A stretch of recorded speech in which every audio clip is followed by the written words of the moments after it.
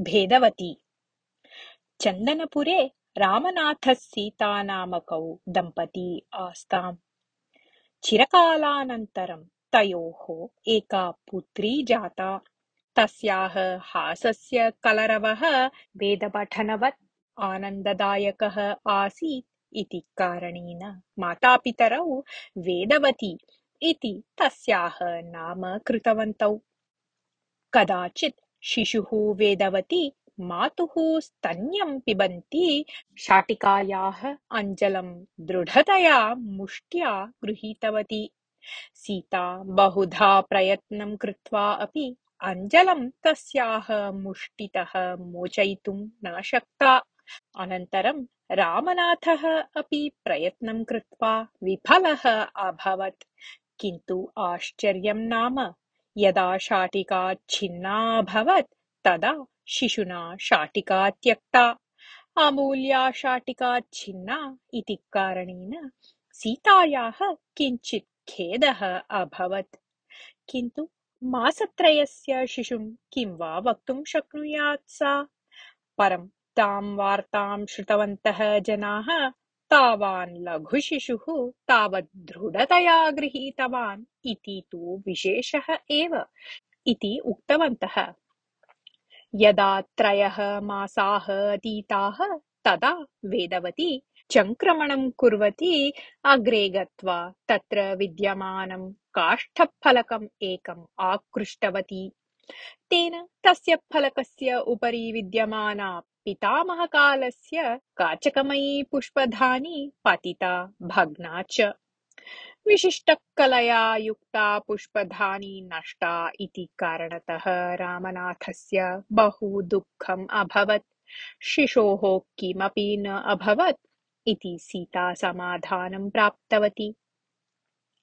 एवं तस्याः एकवर्षपूर्तेः पूर्वमेव गृहस्य बहूनि वस्तूनि नष्टानि। लघुबालाः गृहे भवन्ति चेत् एवमेव भवति इति केचन उक्तवन्तः। अन्ये केचन वेदवत्यां काचित् दुष्टा शक्तिः प्रविष्टा अस्ति इति उक्तवन्तः। अतः रामनाथः कस्यचित् हठयोगिनः समीपं गतवान्। सः हठयोगी पार्श्वग्रामे एव वसति स्म। सः अष्टसिद्धीः प्राप्तवान् अस्ति इति सर्वे वदन्ति स्म। तेन अज्ञातः मन्त्रः तन्त्रं वा नास्ति इत्यपि जनाः वदन्ति स्म। रामनाथः गत्वा यदा समस्यां निवेदितवान् तदा सन्तोषेण सः हठयोगी रामनाथेन सह आगतवान्। चन्दनपुरे रामनाथस्य गृहम् आगतः हठयोगी स्वस्य मन्त्रदण्डं कस्यचित् काष्ठकफलस्य उपरि संस्थाप्य विश्रान्तिं स्वीकुर्वन् आसीत्। तदा कुतश्चित् तत्र धावन्ती आगता वेदवती काष्ठफलके स्थापितं मन्त्रदण्डं स्वीकर्तुं यदा प्रयत्नं कृतवती तदा सः मन्त्रदण्डः अधः पतित्वा भग्नः अभवत्। तद्दृष्ट्वा हठयोगी स्ववक्षसं हस्तेन ताडयन् मम मन्त्रदण्डम् एव भञ्जितवती भवती सामान्या न। इतः परं भवत्याः नाम वेदवती इति न, भेदवती इति नाम एव भवत्याः युज्यते। अहं तु एकक्षणम् अपि अत्र न तिष्ठामि इति वदन् स्वस्य मन्त्रदण्डस्य खण्डान् सङ्गृह्य त्वरया ततः निर्गतवान्। तद्दिनादारभ्य सर्वे भेदवती इति नाम्ना एव वेदवत्याः निर्देशम् आरब्धवन्तः। स्वस्य नाम्नः अनुगुणम् एव व्यवहरन्ती सा प्राप्तवयस्का अभवत्। भेदवत्याः एतादृशानां विलक्षणव्यवहाराणां दर्शनेन तस्याः मातापित्रोः मनसि भीतिः उत्पन्ना। सा फलम् उत्पाटयितुं गच्छति चेत् शाखा एव उत्पाटिता भवति स्म। पुष्पस्य चयनसमये सस्यमेव तस्याः हस्ते आगच्छति स्म। सा जलम् उद्धर्तुं कूपं गच्छति चेत् घटः एव कूपे पतति स्म। सा सम्मार्जनं करोति चेत् भूमौ गर्ताः एव भवन्ति स्म। तया प्रक्षालितानि पात्राणि विकृतानि भवन्ति स्म। तया प्रक्षाल्य प्रसारिता शाटिका निश्चयेन छिन्ना भवति स्म एव। तया कृतात् कार्यात् सर्वदा या कापि हानिः भवति स्म एव इति कारणेन तां किमपि कार्यं वक्तुम् एव भयम् अनुभवतः स्म तस्याः मातापितरौ। यदि तया किञ्चित् गृहं गम्यते स्म तर्हि तद्गृहजनाः भयेन ताम् एव पश्यन्ति स्म। अतः सा सर्वदा स्वसखीभिः सह क्रीडितुं ग्रामात् बहिः गच्छति स्म। जन्मना वेदवती सती कार्येण भेदवती इति नाम प्राप्तवत्याः अस्मत्पुत्र्याः भविष्यजीवनं कथं भवेत् इति चिन्तयन्तौ भयम् अनुभवतः स्म तस्याः मातापितरौ। तस्मिन् एव काले चन्दनपुरतः 10 किलोमीटर् दूरे विद्यमाने कृत्तिकापुरे वन्दनः नाम कश्चित् आसीत्। सः स्वस्य विशिष्टतन्त्राणां द्वारा अकस्मात् केनचित् प्रकारेण प्रसिद्धः जातः आसीत्। तेषां तन्त्राणाम् उपयोगेन सः वज्राणि अपहरति स्म।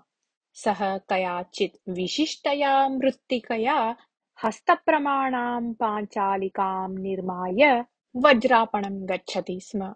तत्र वज्रं चोरयित्वा पाञ्चालिकायाः अन्तः स्थापयति स्म। वज्रस्य अन्तः प्रवेशसमनन्तरं सा पाञ्चालिका अपि वज्रवत् कठिना भवति स्म। पाञ्चालिकायाः भञ्जनतन्त्रं वन्दनः एव जानाति स्म, न अन्ये। कदाचित् वन्दनः वज्रपुरीं गतवान्। तत्र वज्रनाथनामकस्य युवकस्य आपणं गत्वा सः उत्तमजातीयानि वज्राणि परीक्षमाणः इव कञ्चित् कालं स्थितवान्। तथा कुर्वन् उपायेन एकं वज्रं स्वस्य पाञ्चालिकायाः अन्तः प्रेषितवान्। तद्दृष्टवान् कश्चित् कर्मकरः आपणस्य स्वामिनं वज्रनाथं विषयम् उक्तवान्। वज्रनाथः आगत्य यदा दृष्टवान् तदा वस्तुतः आपणे एकं वज्रं न्यूनम् आसीत्, किन्तु वन्दनस्य पाञ्चालिकायाः उपरि तादृशं किमपि चिह्नं न आसीत् येन सः अन्तः वज्रं पूरितवान् इति प्रमाणीकर्तुं शक्येत। तथापि सः कर्मकरः उक्तवान् यत् अहं वन्दनेन कृतं चौर्यं प्रत्यक्षतया दृष्टवान् अस्मि इति। तदा वन्दनः, भोः, एषा पाञ्चालिका अभेद्येन द्रव्येण निर्मिता अस्ति। एतादृश्यां पाञ्चालिकायाम् अहं वज्रं निक्षिप्तवान् इति यत् उच्यते तत् हास्यास्पदमेव इति उक्तवान् कृत्रिमं कोपं प्रदर्शयन्। तथापि वज्रनाथः तं संशयेन एव पश्यन्, भोः, मम कर्मकरः कदापि असत्यं न वदति, अपि च गणनायाः अनन्तरं ज्ञातमपि अस्ति यत् एकं वज्रं न्यूनम् अस्ति इति। अतः यदि वयं तां पाञ्चालिकां भञ्जयेम तर्हि भवतः आक्षेपः कोऽपि नास्ति खलु इति उक्तवान्। मम कोऽपि आक्षेपः नास्ति इति उक्तवान् वन्दनः। तदा तस्मिन् आपणे विद्यमानाः सर्वे तां पाञ्चालिकां भञ्जयितुं प्रयत्नं कृतवन्तः। आरम्भे हस्तेन प्रयत्नं कृतवन्तः, अनन्तरं मुद्गरेण ताडितवन्तः, अन्ते वज्रकर्तनयन्त्रेण अपि कर्तनार्थं प्रयत्नः कृतः तैः, किन्तु सर्वे यत्नाः विफलाः अभवन्। पाञ्चालिकायाः किञ्चिदपि किमपि न अभवत्।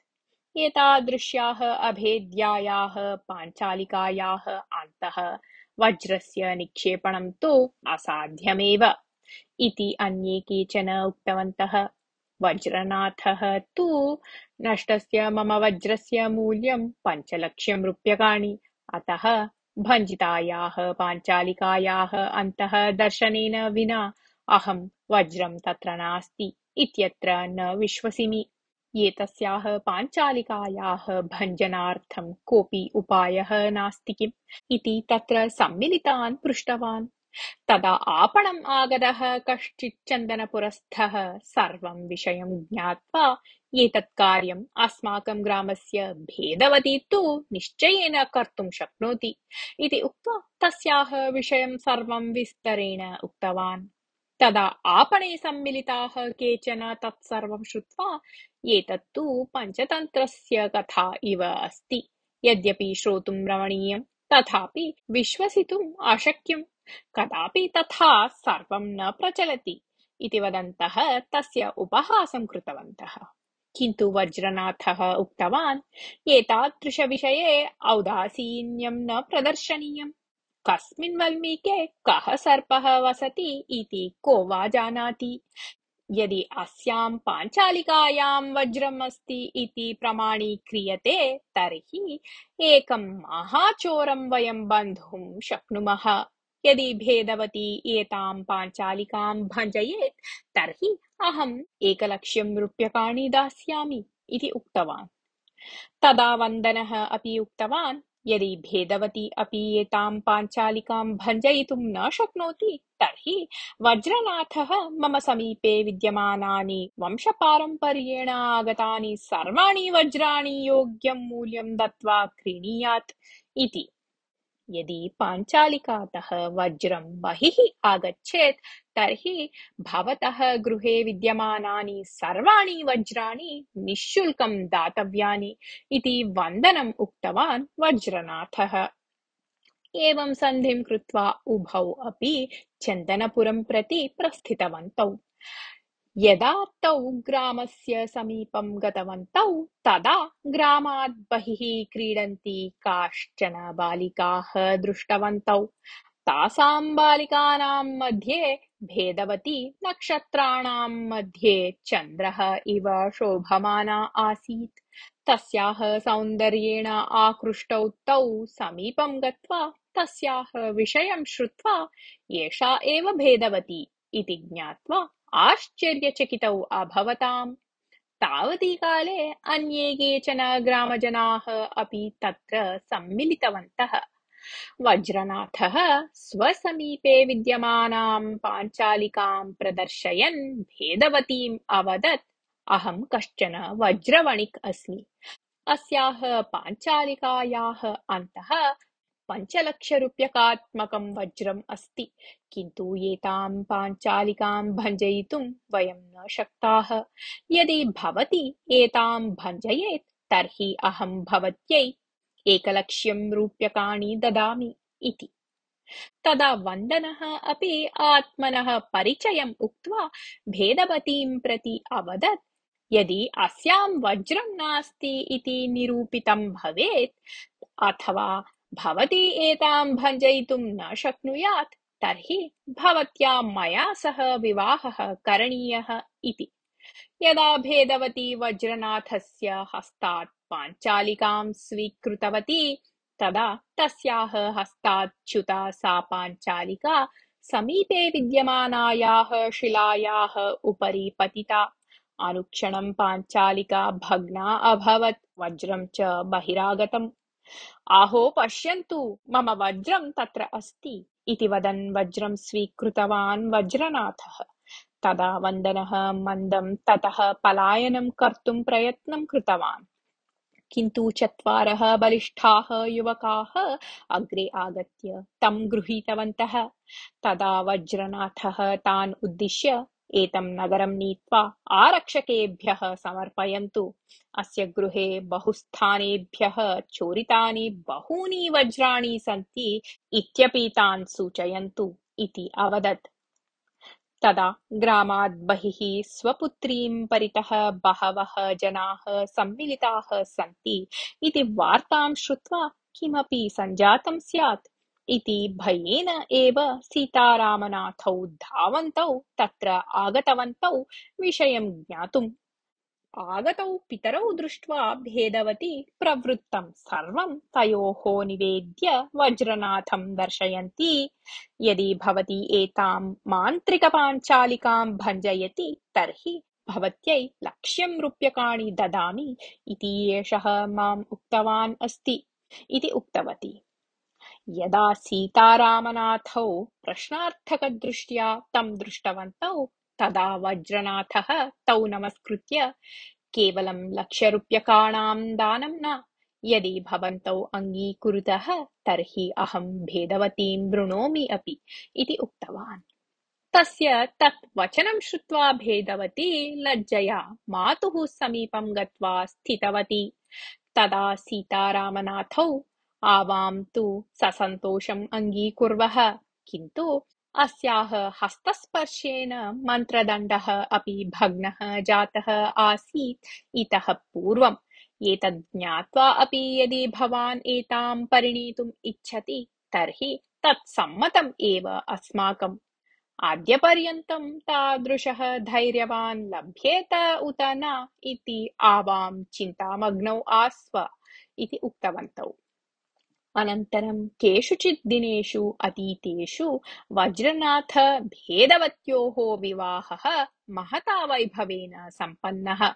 अनन्तरमपि तस्याः हस्तस्पर्शेन बहूनि वस्तूनि नष्टानि अभवन्, तथापि सर्वे अपि तां वेदवती इति एव निर्दिशन्ति स्म, न तु भेदवती इति। यतः अधुना सा धनिका जाता आसीत्, तस्याः सा शक्तिः वंशस्य गौरववर्धिका इति सर्वे चिन्तयन्ति स्म। कथा समाप्ता।